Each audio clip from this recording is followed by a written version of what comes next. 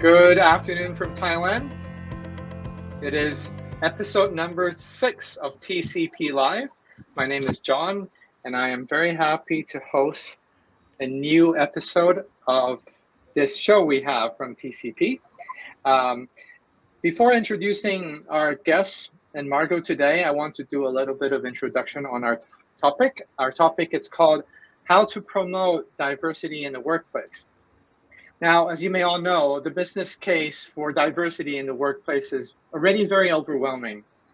The days of diversity only stands for gender, race, and ethnicity is basically gone, because right now, because of globalization, we have a lot of employees who also have diversities in religion, in political beliefs, education, socioeconomic backgrounds, sexual orientations, cultures, and even disabilities. So on the journey of promoting a diverse and inclusive workplace, companies these days were discovering and gaining benefits to go beyond these optics. There's also a research that says with more of a diverse management, teams can have up to 19% higher in revenues due to these innovations. And these are quite significant, especially for startups and industry that is more on innovation. So today, we want to really discuss on this topic, and I'm really happy to have two specialists to discuss this. Goodie Okechukwu from London, UK, founder of Protect Accent. And then we also have Ssunaina Vij, founder of The Bridge from India, Mumbai, right now. And of course, we have the founder of TCP Growth, Margot Ling from Hong Kong, to be with us today. Good afternoon, ladies, and good morning. Hello, everyone. It's so happy to be back again after the summer break. And I'm so glad that we have two experts today who are in diversity and inclusion, from accent to, like strategies, everything, to be here to share with us their insights. And I can't wait to learn a lot from them.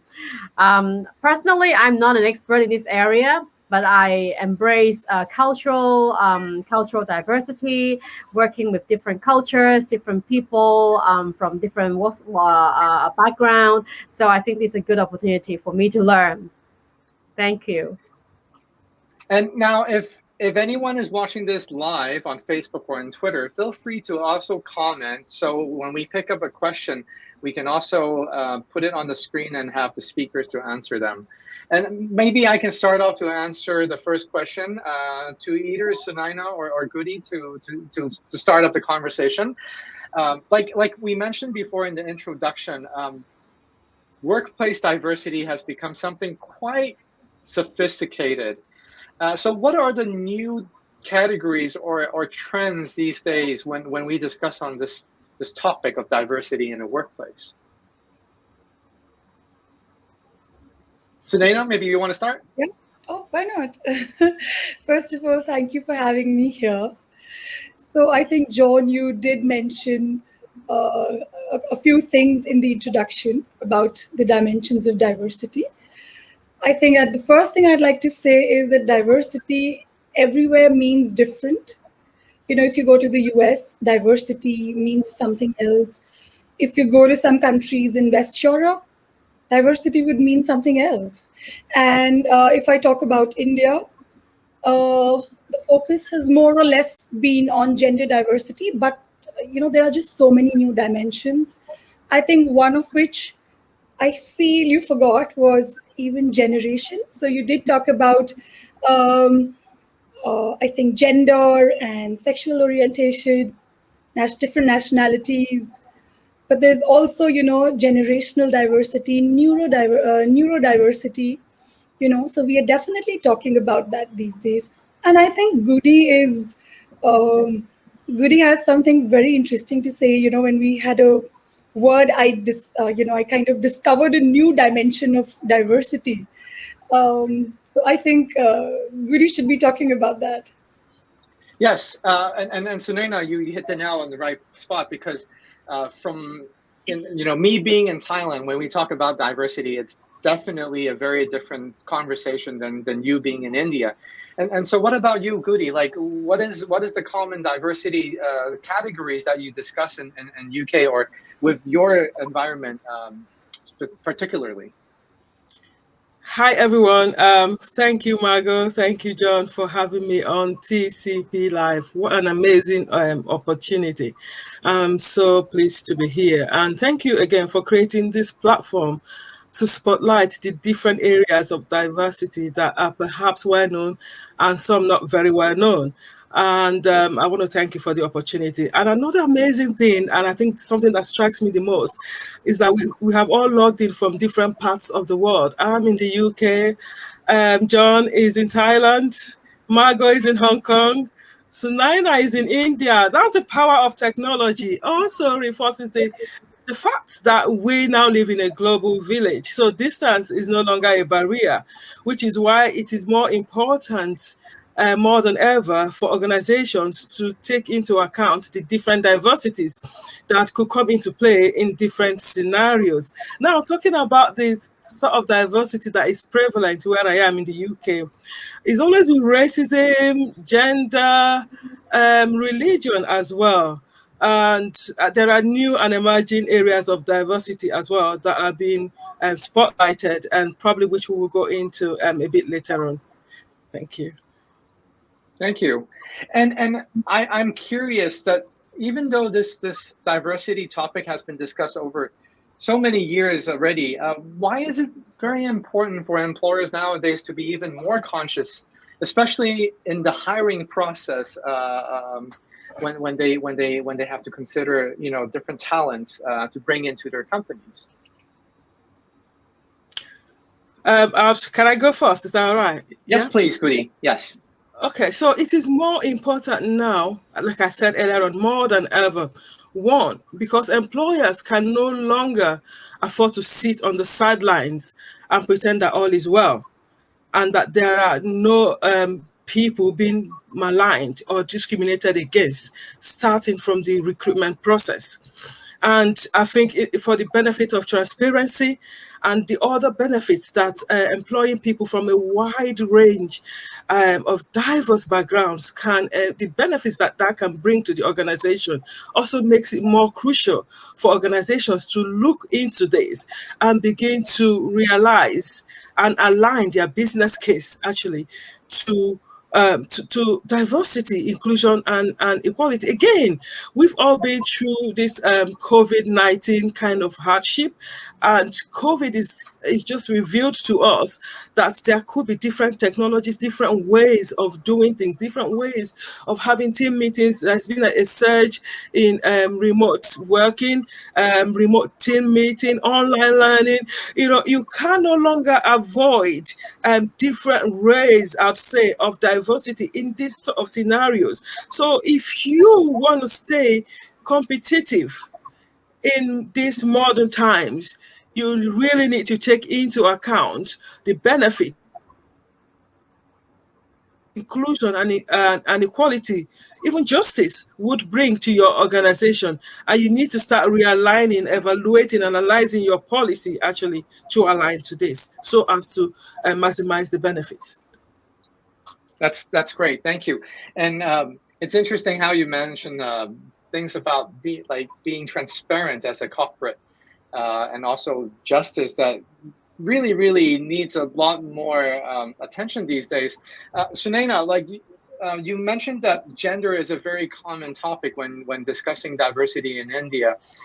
Is it any different now than maybe say 10 years ago in a corporate environment? Like how easy it is, or is it still very challenging for females particularly to get hired in a corporate, like a local company versus like an international company?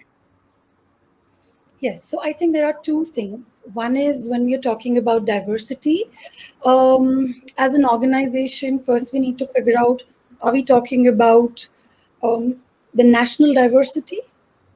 You know, what sort of a company, what sort of an organization is it? Or are we talking about a company, say, for example, an MNC, and I'm using that example because there are a lot of these companies, global companies, multinational companies in India. So what do they really want? When we talk about diversity and promoting diversity and managing diversity, what is the idea behind it?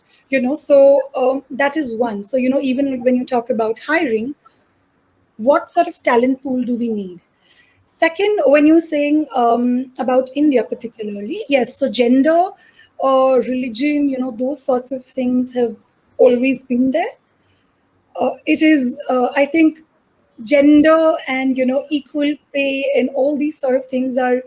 Uh, this is worldwide.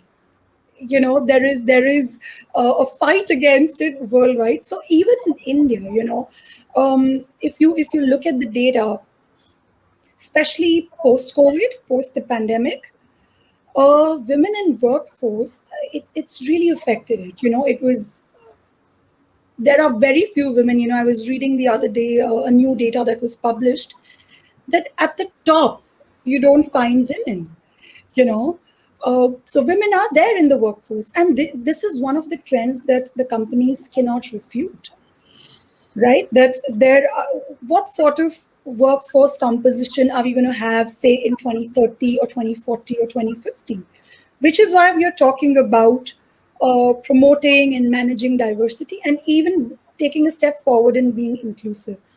Because if we hire the same sort of people, so we've talked about unconscious bias.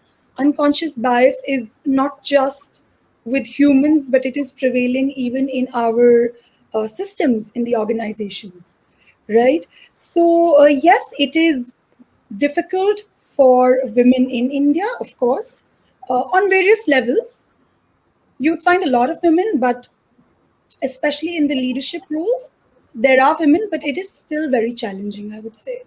And so what I'm hearing is, if anything, employers should really start early and start hiring from bottom up, because it's not you just hire a senior management that is of a different background, but you kind of groom that person from a junior position so they can kind of climb up that ladder as time goes on. Oh, well, yes, but I think it is also, when you talk about diversity and being inclusive, it just doesn't happen at an organizational level. There are different layers in the society. So for example, if you do not have enough educated women, and you do not have, so this is a societal level I'm talking about. That is why, a lot of organizations you will see, they have mentorship programs for women, not just generic leadership programs, but more specific for women, which is what equity is about. How are we giving the different groups, what are we providing them with to really come up and rise, so be in those positions where we want to see them.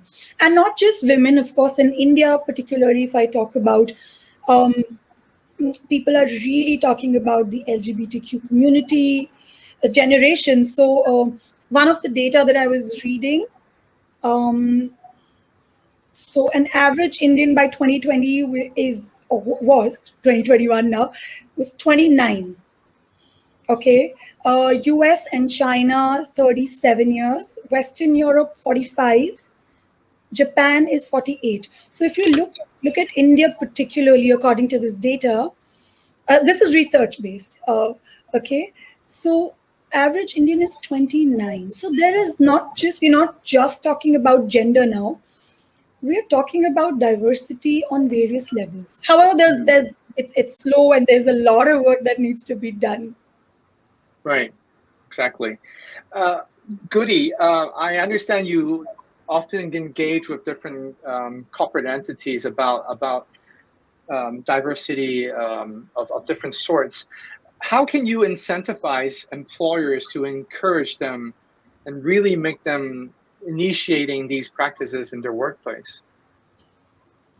Thank you for that question, John.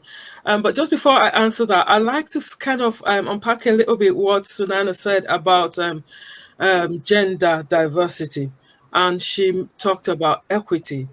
Now, aside from the fact that there are very little women at the top corporate level organization, there's also the gender pay gap inequity again. So even women get paid for less for doing the same job as men. So, that's one thing about diversity. You cannot just provide like a blanket answer. And I like the fact that she touched on the national level. So if you don't have enough women that are educated, I'd say enough to occupy those positions, and organizations internally are not training women to kind of, like you said, John, from the did you say from the bottom to the top, to push them to that level, then you have that gap there.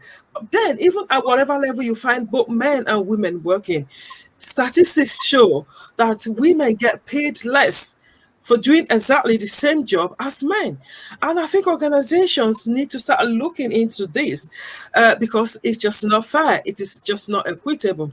Now, coming to the question that you asked me, John, regarding how to incentivize organizations to be more inclusive, basically. A research by McKinsey and Company in 2018 shows that organizations that are more inclusive outperforms their industry on the average financially. That is one business case, one massive business case for being more inclusive for EDI. So apart from all the other benefits associated, I don't want to overflog it. You're going to look at bringing in a wide variety of ideas actually that could make your organization stand out. You're looking at effectiveness.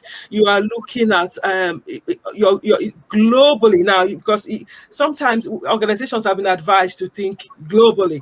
So you're not just serving your immediate environment. You are looking at expansion. And I think all of these have contributed to the financial growth that organizations sort of experience when they employ talents from a wide variety of background, because people will bring in different wonderful experiences that would push your organization forward and grow your organization. So I think that business case alone, that those that are more inclusive financially outperforms other industries, other companies in their industries, it's just enough to incentivize any organization to look at being more inclusive.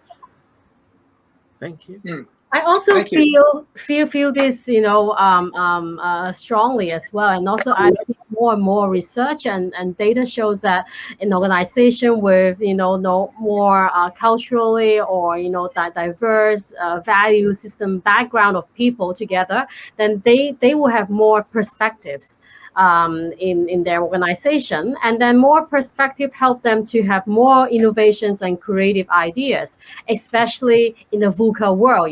Things are changing. So as a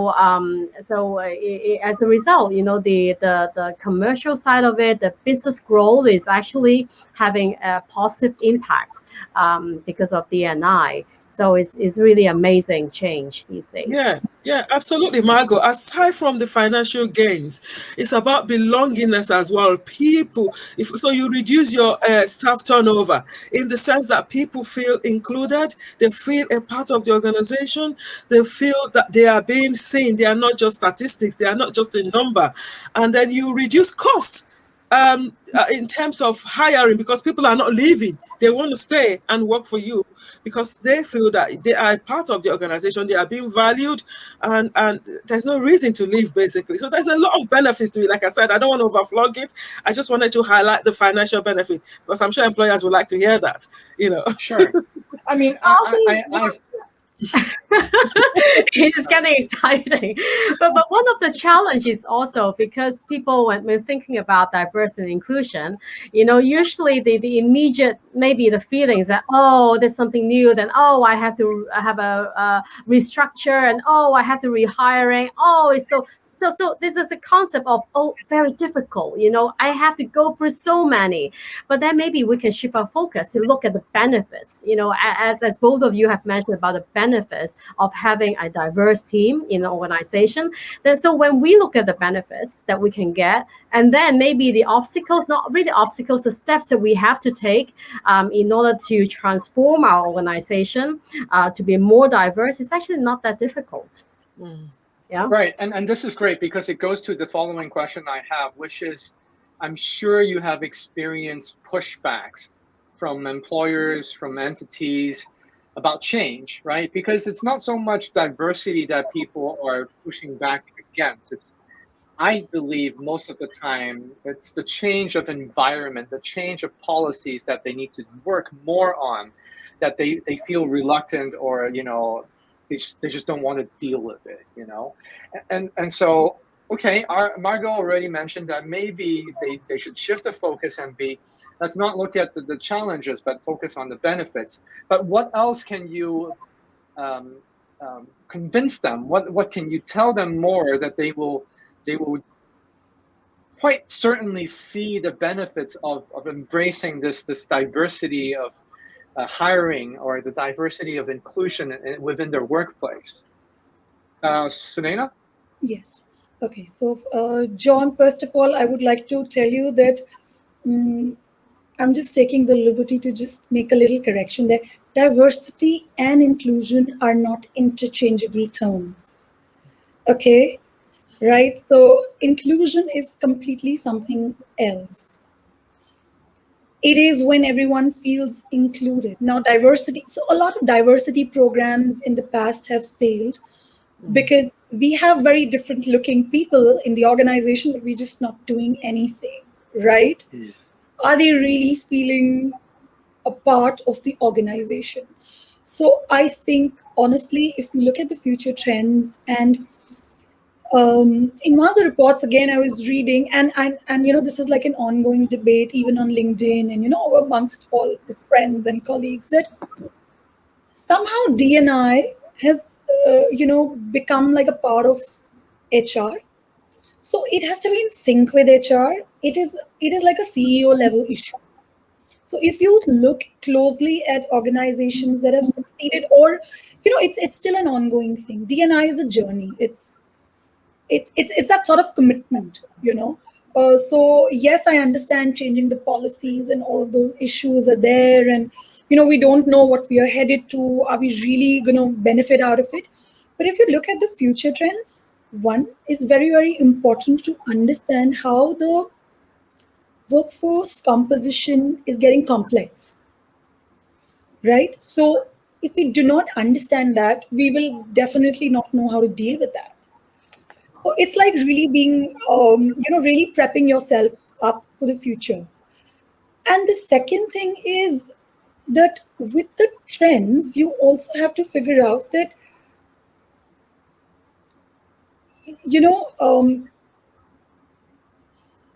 the trends and, sorry, I was saying something and I completely forgot.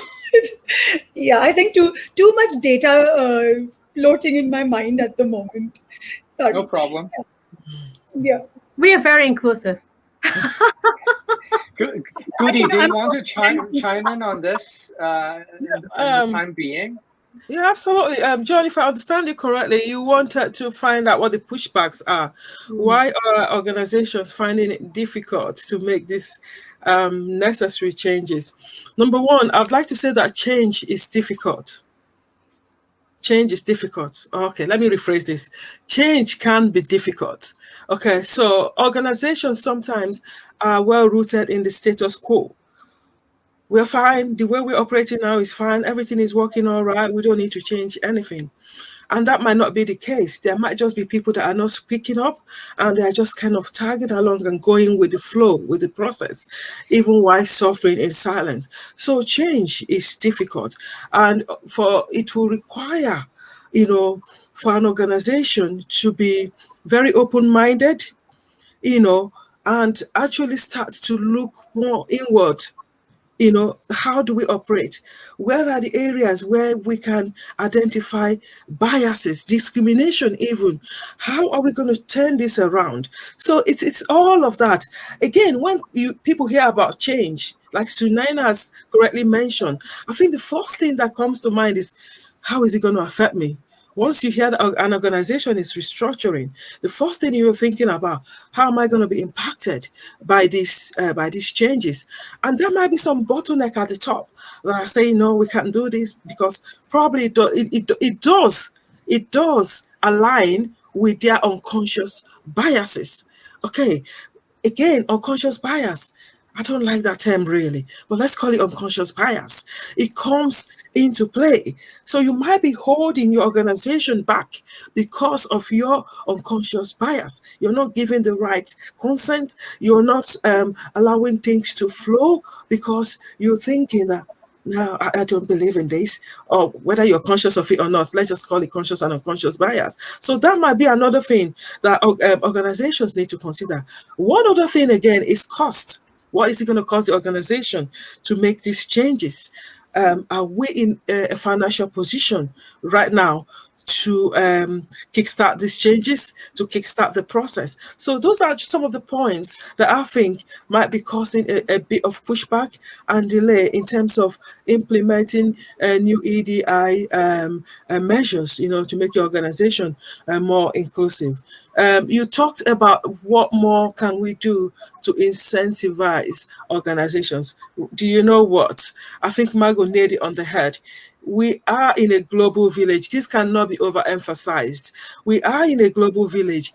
If you need to survive in a very stiff, competitive environment, it's not an option. You need to be taking into account the benefits that EDI, by that I mean equality, diversity, and inclusion, can bring to your organization. What are the benefits that people from a wide, diverse variety of backgrounds have brought to the organization in the past? You need to think about resiliency, the resiliency that they can bring to your organization, the overall success, and the fact that they can put you on a global platform, because people from a variety of background, I think they have more potential of scaling your business, basically, and making you more transparent, making you more accountable. There's all these sorts of benefits to gain by making your organization more inclusive. And like Ssunaina has rightly pointed out again,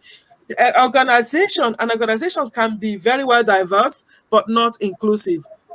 Who are the people sitting on the decision-making table? Look at that. When it comes to policy formation, when it comes to I'd say who decides who gets promoted, at career progression, who makes those decisions? Who are the people sitting on the table and making the decision? Do they all look alike? Are they all male? Are they all female? Do they all have the same capabilities? Are you thinking about people with different types of disabilities? There's a lot to unpack, in that, from that. So you need to start, companies can no longer survive status quo. Basically, you need to include people, aside from the fact that your organization might be diverse, because some people say, this other person is from India, this one is from Africa. We are diverse enough, but who are the people sitting at the table? Are you inclusive? Mm-hmm. What are you doing to carry others along? Right. That's the question. Just one more thing, John. Yeah, John, I just remembered what I had. No, please go ahead. So now. One thing is, I talked about the fact that it has EDI has become a CEO level issue. It's not just something that is a part of HR and it's going to be done or not done or whatever. So one is it's a big thing, looking at the future trends. And second is, this is the word that I was thinking was post-pandemic. Yeah. especially during pandemic, we've all realized, and it's actually true for individuals and organizations, that what is diversity? Is it just how you look, or is it the different perspectives that people are bringing in? It could be anyone. That is the reason why we need, that sort of diversity on table, right? To really understand how we can problem solve from different perspectives. So if we really, we're talking about numbers and all sorts of benefits, but I would just simply say that, human capital is so important. And if it is important for your organization, because if you really think your organization, the basis of your organization is your human capital, then you would invest in something like this, and you will not be, thinking of the change, or, thinking of, because it's it's one of the policies, and let us just comply by it. You will not take it like that. You would really take it very seriously. Thank you. This is great. Now, I'd like to play a little devil's advocate game here. Sorry, Margot, do you have a question? I just feel very, very interesting because we were trying to talk about like how to promote diversity and inclusion in workspace, right? Workplace. So it's like an organization level. But then when we have this discussion deeper and deeper, then what I hear is that from both of you, the experts, is that it comes down to a personal level, like the person or the people who have to make a decision, who the decision maker, and it comes down to their own value system. Whether they have unconscious bias, where they have some personal concerns, and so I see that mindset is actually coming back on the table. It's very important. It's an important factor in the equation whether an organization can move forward, become inclusive. What do you think? Absolutely. There's something that I'd like to add, Margot. When we do our CQ trainings, CQ is the cultural quotient training. So it is based on a 4-factor model. The first one is, of course, it's all interrelated, but a very important one is your motivation. Do you have that willingness to change? Do you have that willingness or to adapt? If not, then it doesn't really work for you. So it does really work at that personal level. If you are, you have to be committed to it. I want to have a follow-up question here because you mentioned something about nowadays the diversity and inclusion initiative is very much on the CEO level. What about middle management? What about HR department? If you tell them the benefits, but the company goals are not aligned, is there something they can do within their power to also enable this this movement? Oh, we seem to have lost connection with Goodie. Maybe she'll come back in a moment, but maybe Ssunaina, if you can hear the question clearly, maybe you can try to answer it first. Yes, could you please repeat the question once again? I think there was a sound and then Goodie dropped. Maybe it was her internet. Okay. Yes. So my question was, apart from the CEO level that needs to also take initiative promoting the embracing of this idea, what about middle management? What about HR, human resources? Can they do something within their power, within their scope of control to also enable this diversity in the workplace or inclusions of any sort that people would be more keen on doing this together? Absolutely. When we talk about diversity, HR is definitely a very big, plays a very big part in from recruiting and managing the talent, and there's just so many functions. So when I say it is a CEO level thing, it has become a CEO level issue. It's not because the mid management or the HR cannot do things. It is, what I'm trying to say is it's become like a part of HR, right? So that is not right. Now at an individual level with my team, I can do a lot of things. But if it is a part of my organization, then the impact is bigger and greater. And, when we're talking about managing diversity and being inclusive, then, if it is from the leadership, and if the leader is really walking the talk, the impact is very different. On a personal level, I can do anything for my team. But if I don't have the support of my leader, then it is very difficult to, take it forward.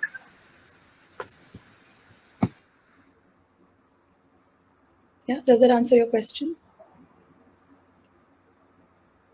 We can't hear you, John. Yes, thank you. Sorry, I muted my mic and I forgot to unmute it. Welcome back, Goodie. We lost you for a minute or so, but no problem. I'm glad you're back. I do apologize. I don't know what happened. I just couldn't see anyone at all. So I thought the problem was from the other end. I didn't even know it was from me. Apologies for that. No problem. And this is the question for you. I understand that your expertise is on accent discrimination. And before knowing you, I've never heard of this term. Can you briefly talk about what accent discrimination is and how do you bring awareness to workplaces about this issue? Thank you for that, John. You know, accent-based discrimination, I think, I'd say the movement emanated from my lived experience of accent discrimination. It was based on what I had experienced as an individual. And that was why I decided to create a kind of huge level of awareness. So, based on how I sound, I found out that I was not deemed as trustworthy. I was not seen as intelligent. I was not seen as a member, I'd say, of an inner group, you know, because I sounded differently to others, the way I pronounce words, you know, and the way I stress my words, you know, just is totally different from the way every other person, you know, sounds. And I started exploring that. And because initially it didn't make sense to me that people could be judged based on how they sound, particularly if they are polyglots or they are multilingual or trilingual. I mean, if you can express yourself in another language, a language that is not your native language, you know, I think that is even a credit to you rather, and should not be used as a point for discrimination because you are not sounding as the original owners of the language. So this led me down many paths, and I started exploring and starting to find out that could there be anything like accent focused discrimination. I was asking myself a lot of questions, and then I discovered, as at that time, I'd say maybe 3, 4, 5 years ago, I just discovered that there is a plethora of evidence to suggest that people actually miss out on life opportunities based on how they sound. And this has, I'd say, created poverty in communities, because if you can't get a job, and this is some people in some kinds from, I'd say, from the minority backgrounds, are disproportionately impacted by accent focused discrimination. And when you take a closer look at these communities, you find high level of poverty, high level of crime, depression, mental, you know, just because they are not economically empowered. And you'll be surprised that one of the factors that has contributed to that is just because of the way they sound. Okay, so I said, you know, this is not right. Why should this sit with the academics and not getting into the spaces where changes are needed? And that was what I'd say gave birth to Protect Accent. And I'm so glad for the people that have supported me so far, that have helped to, you know, kind of expand my voice, project my voice in even in spaces where I do not even have access to. We're so glad how far we have come within a very short space of time. Yeah, so it's an issue, George. What was the other question? Sorry. It's just about how do you bring awareness to workplaces about this issue. Absolutely. So the fact we have like the first point I'd say on our business model, call it business model, it's a social enterprise. But for it to be successful, you have to run it as a business. So the first point there on our business model is to highlight this. So we started, I started just by social media posts, and then from there I started connecting to people that I know have the ability, the power to effect changes. And from there, we organize like conferences. I think we've just had our inaugural conference, Protect Accent Conference, to highlight these issues. I started interviewing people that have had the lived experiences of accent focused discrimination, people that have been told blatantly, I mean, you did well at the interview, but because of the way you sound, especially in media organizations, we cannot employ you. people that have been subliminally maligned, from employment process in career progression. I started highlighting areas where accent discrimination comes into play, either overtly or covertly. So, and people were saying, actually, this is true. I met some people that said, why aren't we doing this? Why am I not the one doing it? Something like that. But it became very obvious to people that this is an issue, and it's deeper than it seems on the surface. Okay, even in academics, in learning. Unfortunately, I always give this example of a very bright young lady that took her own life. Very intelligent. She won the Vice Chancellor's Award. So she had a first class. She didn't even need to do a master's. She went straight on to a PhD. As intelligent as this girl was, she was being mocked for her accent. So there's international accent and there's regional accent. So she has a different accent to the region where she went for her to do her PhD. And that led to depression. She started isolating herself, and she started having these suicidal ideations. Unfortunately, she took her life because they were mocking her accent. Again, by her accent, they were able to sort of identify her socioeconomic status. So they were saying, have you gone sailing yet? Because in their own judgment and by their own standards, if you have a certain accent, it means you are from a very impoverished background and you cannot afford certain luxuries of life, that people afford in life. So it just deeper than we think. And we've had students saying, we don't come to meetings because we are afraid to talk. Because of our accents, we are scared that people are going to mock us. So they drop out of meetings, out of contributing, and they have a lot to contribute. These people are very bright people. I'm not, intelligent people, and they have these insecurities in them because of their accents. So we are saying to organizations, it is time to stop being monotonic. And in these days of upward social mobility, you would have to consider people from a wide variety of backgrounds, because again, this is an impediment to social mobility. It fits into different aspects of life. And then when you look at, again, intersectionality, where, like Ssunaina has identified, Margot identified, you have said it yourself, John, when we're looking at gender, okay, you're already a woman. I'm already a Black person. I'm already from a minority background. I already have a kind of disability. And then you look at all of this intersectionality and you add accents to it. It just makes life unbearable. It makes your working life unbearable. And this also can transcend into your work-life balance. Because oftentimes, when you're not happy at work, it'd be difficult for you to be happy at home because you spend most of your time at work. And if you're not careful, you're going to bring some of this unhappiness home and start affecting the family. So it's a huge thing. And we started, teasing apart the layers, and we're highlighting these different aspects and the different effects, the consequences. And we're saying to organizations, well, you can no longer pretend that this is not an issue. It is an issue. Yeah. Thank you so much for your explanation and your insights, Goodie. This is something that's very fascinating to me, because even though I speak English as a second language, I am aware of accents, but I don't understand there is a deep-rooted issue about accent discrimination. And now that you bring it up, I feel like, well, someone should have talked about it way earlier than just now, right? So I can't help thinking myself, like, why hasn't anyone talked about accent discrimination? And I'm sure, like, in India, like, Ssunaina, like, there's also this issue, but maybe nobody has even talked about it because, like, there's also other important issues like gender, the cultural biases and all that. I want to ask about one specific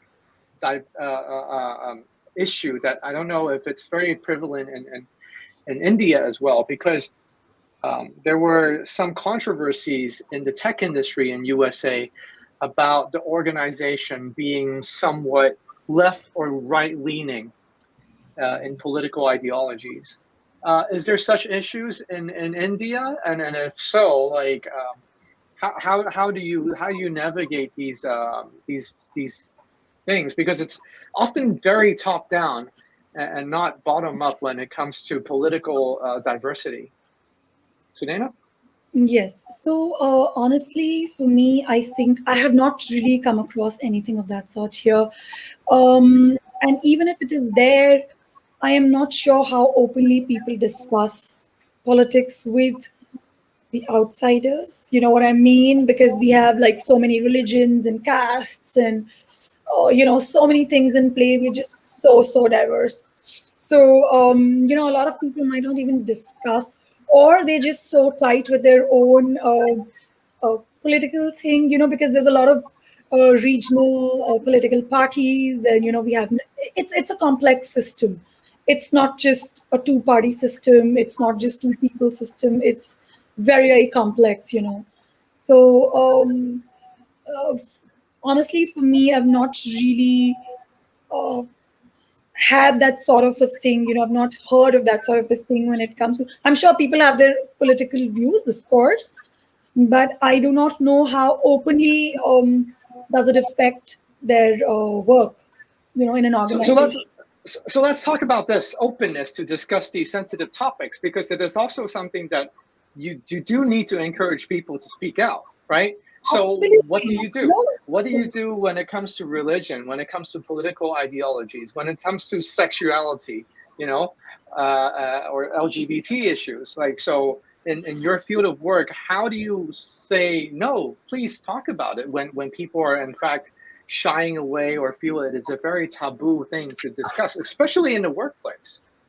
So, we have to remember, when you talk about India, it's not just taboo. It's a hierarchical society.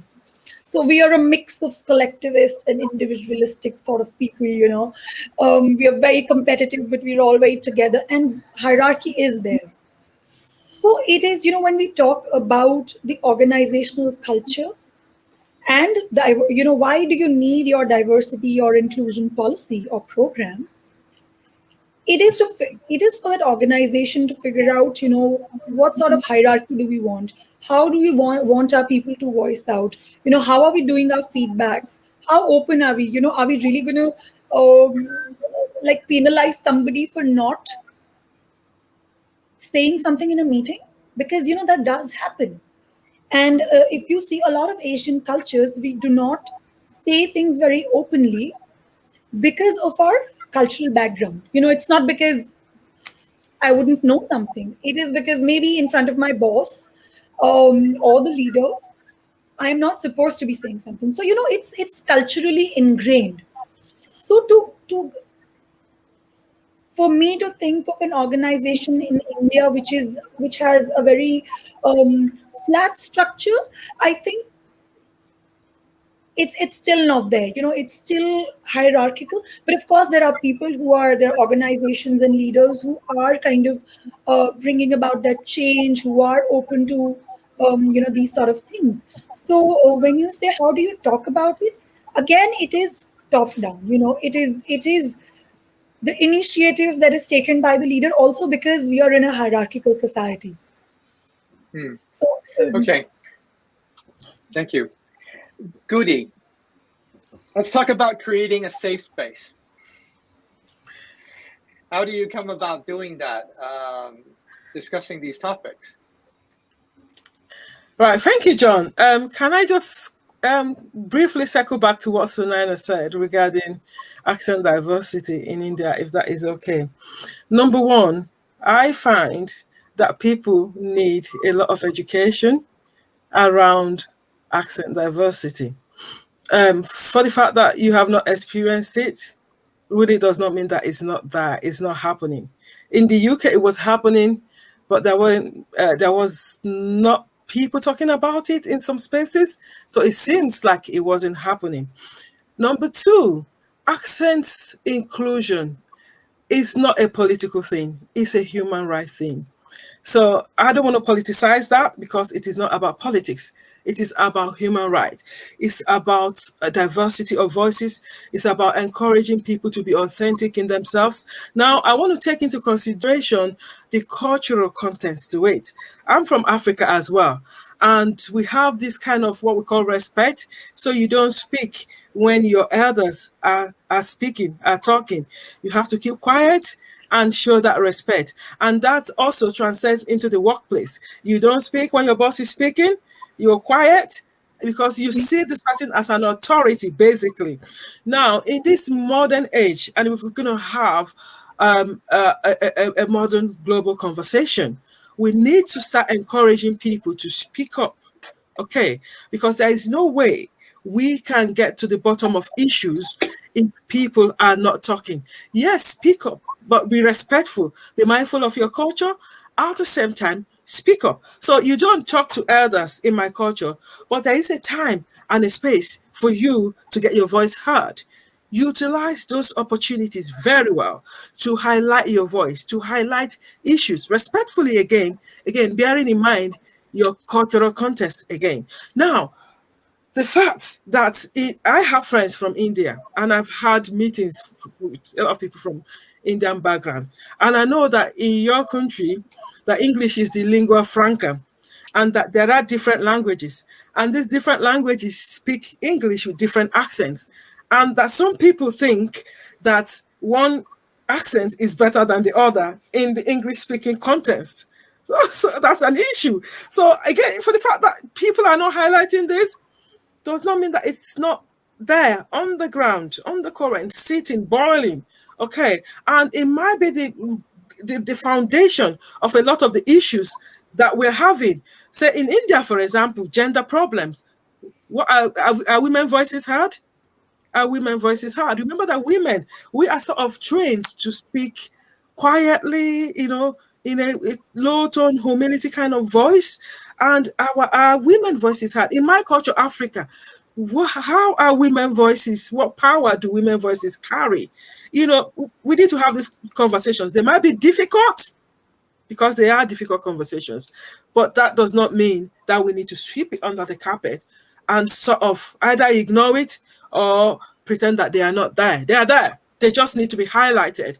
And if we can get to that grassroots, I think we can start providing long-lasting solutions to some of the issues that we feel are so obvious, are so important. Because when voices are not heard, different stakeholders' voices are not heard, it will be difficult to create lasting solutions. Thank you. Now, creating space, like John asked me, I think I've mentioned that. Again, it's about creating a space where women, men, people from a variety of background can feel reassured to hear their voices. You know, they feel safe in this space. You create the ambience, the environment that will motivate them, encourage them to come out from their shells, to come out from within themselves and get their authentic voices heard. Whether that be creating like a group, okay, whether that be like creating some sort of, I don't know how you're going to go about it, but there are different ways that you can go about this stuff.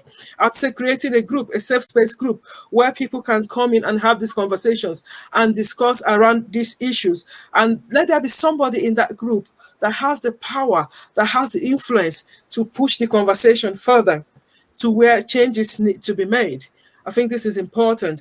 And then when you start getting that right, you can now start looking at organizational training and stuff like that. But first of all, I just said there needs to be a space, you know, whether that be a staff meeting, team meeting, group meeting, whatever, where people feel empowered to get their voices heard, regardless of how they sound or whatever background they come from. Yeah, a space with respect. Absolutely. Absolutely. That's the right ambience, creating the right ambience for people to feel safe enough, you know, to hear the voices. This is great. We're almost time to wrap up, but I just have one last question, and I would like, you know, all of you to chime in on this. Now, obviously, we've discussed many types of diversity. We've talked about accent. We've talked about gender. We've talked about different cultural backgrounds or different political ideologies. Is there a general strategy that someone can apply to when promoting workplace diversity, given the complex nature of this topic? because otherwise we can go on and on and on and Yeah, talk about absolutely. it. But if you have something that you can just simply put and explain to a person, how would you put it? Goodie, why don't you go first? I think what Ssunaina said earlier on is very important around inclusion. And I like to say that there is no one size fits all for getting your diversity agenda right. Okay, because it will be different, like Ssunaina said, in different organizations, in different countries. So you have to map out the strategy that is right for you. If there is one thing I would say, number one is just aligning your business strategy with your values and identifying how people from a wide variety of background can function in that to bring the best out for your organization. Creating the business awareness, because there's a lot of benefits to gain by including people from a wide variety of background. So the best strategy is just aligning your values, your goals, with your business case. Basically, that's the word I was looking for. With your business case, when you do that, I'm sure that you begin to you'd begin to discover the areas where you can strategize to be more inclusive and carry people along. Simply put. That's amazing. Thank you so much, Ssunaina. Yeah, I think Goody has pretty much answered that all, and the fact that each organization would have its own unique roadmap. Why they want that advancement in this whole EDI thing. There's it's an umbrella term, and there's just so much happening beneath that. So there's no one particular answer for for all organizations, I will say. That I would just say that once we the leadership, it's really the leadership, I feel that when they are committed to it, then the change will definitely happen. And if the leadership, the organization, if we really value our human capital, that'll really open up. We want to understand from our own people where the change has to come. What kind of change needs to be made, and which voice needs to be heard. You know what I mean? It is. I think Goody had mentioned sometime back that it's a very internal. If you look inward, it's a very internal process. When I just talk about a particular organization. Margot? I absolutely agree. Besides the strategy on the organization level, I think what I hear today, the exciting conversation here is that I hear a lot of actually come down to leadership, come down to an individual level. So I guess it's very important wherever, what country or culture or organization culture structure it is, when it comes down to individual, it comes to our mindset and how we embrace differences. If everyone, whether you're the leader of the organization or you are part of team members, you have that mindset, the open-mindedness, and then the implementation and diversity is right there, because no two people are identical. So if two people are different, it's already diverse. It's already different. So it's all come down to mindset. I think that's the key. Absolutely, Margot. Absolutely. Individuality, values. What values? Because organizations are really quick to say that they value their employees. Their employees is their greatest asset. So how are these employees really being included? We need to think about this, and like Margot has rightly identified, from the top. The change needs to come from the top and then disseminate to different teams, because different teams can't really function properly without instructions from the top. So these changes, leaders need to take cognizance of this, because everybody has an accent. For example, everybody has an accent. So for the fact that yours is the popular accent where you are, doesn't mean you don't have an accent. You do have an accent. So we just need to consider this from the top, basically, to the bottom. I appreciate so much of this topic and this time that you're giving to the audience and to me. specifically to talk about this topic. I personally learned a lot. And so I want to thank you, Goodie. I want to thank you, Ssunaina and Margot. I want to add one more point. I know I will overrun it. I think besides individual level, I feel that the space, collectively create that safe space is important, whether it's an organization, whether it is a family or extended family, a group of people, that space is the key. So, yeah. I definitely think there's a lot of work to be done, not only in a corporate workplace environment, but among friends, and just the area you're living, the circle of people that you hang out with.